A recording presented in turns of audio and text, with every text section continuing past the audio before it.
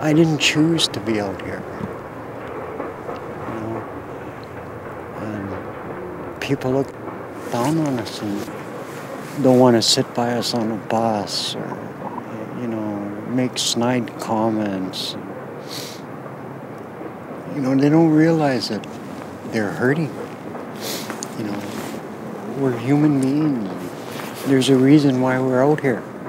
I don't want to be out here, believe you me, but my circumstances put me in this position. I couldn't deal with it. It is a truth nationally acknowledged that Winnipeg's winters are unforgivingly harsh and numbingly cold.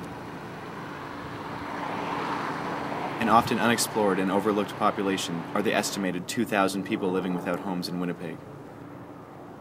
The homeless community overcomes basic obstacles every day, like finding food, shelter, and warmth. But when winter's chill threatens their unsheltered lives, what options for survival do they have in Winnipeg? I'm going to take you to the river, to where I used to sleep in the winter. Up until recently, 56-year-old Patrick Tobin was living on the streets of Winnipeg. He was homeless for 11 years and is the definition of true resiliency. He survived multiple addictions, 18 years in jail, extreme depression, the death of his 3-year-old daughter, a suicide attempt, and the worst winters Winnipeg has ever known. I want to go home. My other daughter wants me. You know, you got to know who's in front of you and who's behind you. What do you enjoy about it? Nothing. I hate Winnipeg. I want to leave, but I can't. Family ties and his nephew's poor health condition are what keep Patrick living in a city he hates. Here's my home, right down here.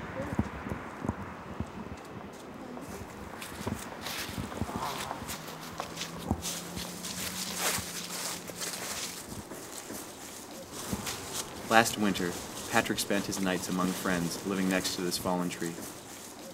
I'd go to the mission and get blankets, and people at the Vineyard Church were giving me sleeping bags. I made a little house right here. I had a roof, covered me from the snow, and it was warm. You become very desperate very quick, and survival kicks in quick. Also among Winnipeg's river-dwelling community lived a friend of Patrick's, Farron Hall, who tragically drowned in the very river he was known for saving people from. He was renowned nationwide as the homeless hero. In Patrick's darkest hour, Farron was the helping hand he needed. Look at Farron Hall. And how did he die? Same way he saved people. I was one of the people he saved. Yeah, I jumped off the Provencher Bridge. I was always friends with Farron. It's just that I hit bottom. I was really, really bad into the pills. Just everything and anything tore me apart, and I wanted out. That was the easy way. But he jumped in after you. He jumped in and dragged me to the shore. What did he say to you when you... Don't give up. He said, it's not worth it. And you know, so when I said I needed help.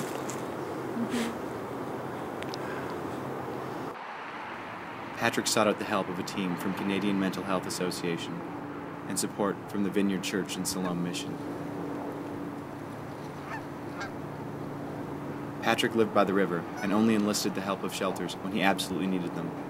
Only once did he seek a bed at Siloam Mission. Why did I live by the river? Because nature's here. I could watch the boats, the river boats go by at night, and have my little fire here, and nobody bothered me. I was alone. When the harsh winters were unbearable by the riverside, Patrick had a last resort.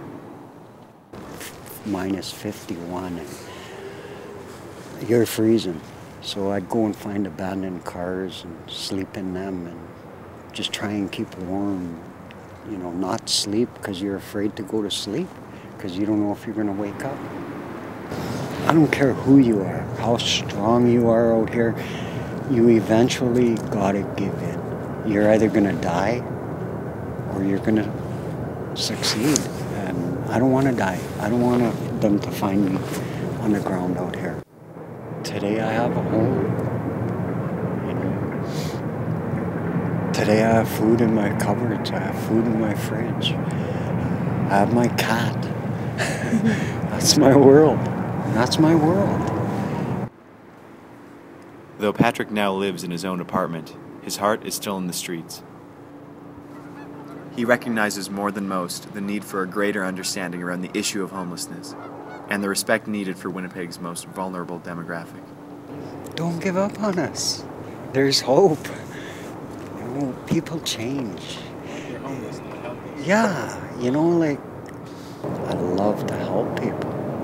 You know, just because I'm an addict and an alcoholic doesn't mean I don't have the same feelings as you. It doesn't mean I stop caring about people. You know, we all bleed red. We all die. You know, it's life. It's the circle of life.